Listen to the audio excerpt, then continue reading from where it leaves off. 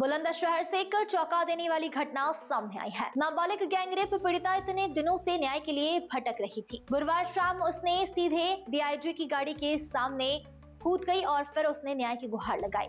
उसके पीछे करीब 9 पुलिसकर्मी भाग रहे थे, लेकिन कोई उसे रोक नहीं पाया। मौके पर 150 से 200 पुलिसकर्मी मौजूद थे, लेकिन नाबालिग की चीख सुनकर डीआईजी कलानिधि नैथानी को कार से उतरना पड़ा।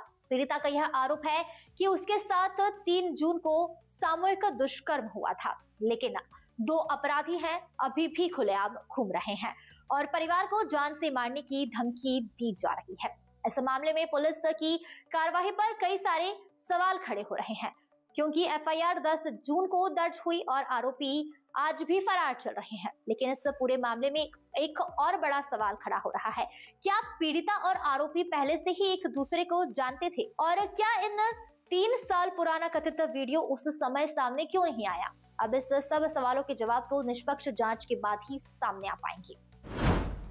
बुलंदशहर के खुर्जा इलाके में गुरुवार शाम एक हाई वोल्टेज ड्रामा देखने को मिला। नाबालिग गैंगरेप पीड़िता अचानक दौड़ते हुए वहां पहुंचे डीआईजी कलानिधि नैथानी की कार के सामने जाकर गिर पड़ी। 9 पुलिसकर्मियों ने उसे पकड़ने की कोशिश की, लेकिन वह किसी तरह निकलकर सीधे कार तक पहुंच गई।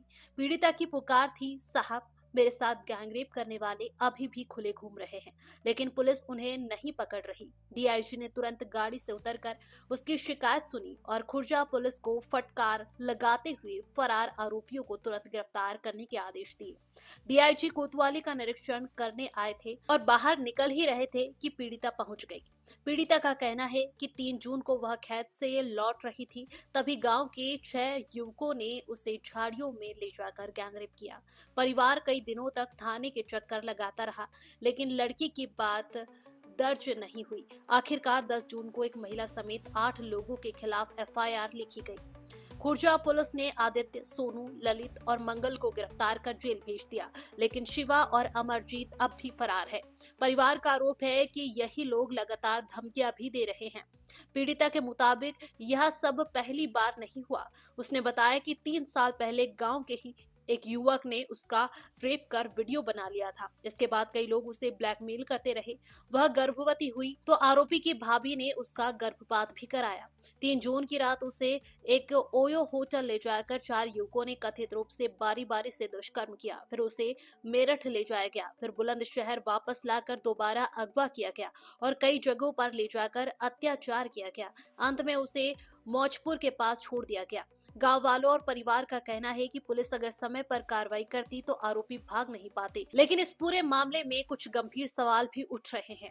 अब सबसे बड़ा सवाल यही है कि आखिर सच क्या है। पीड़िता के आरोप बेहद गंभीर है, लेकिन उसके बयान से कई चीजें यह भी संकेत देती है कि पीड़िता की आरोपियों से पहले से पहचान थी। दूसरा बड़ा सवाल यह कि यदि 3 साल पहले उसका वीडियो बनाकर ब्लैकमेल किया जा रहा था, तो उसने उस समय आवाज क्यों नहीं उठाई? क्या परिवार को यह सब पता था? क्या डर की वजह से चुप थी या कोई और वजह है? सवाल कई है और जवाब सिर्फ पुलिस की निष्पक्ष जांच ही दे सकती है। सच जो भी हो, पीड़िता को न्याय मिलना चाहिए और दोषी चाहे कोई भी हो, कानून से ऊपर रही। ऐसी ही ग्राउंड रिपोर्ट्स और बड़ी खबरों के लिए चैनल को सब्सक्राइब करें, वीडियो को लाइक करें, शेयर करें और कमेंट में अपनी राय जरूर दें। बुलंदशहर से लोकेंद्र राज सिंह की रिपोर्ट।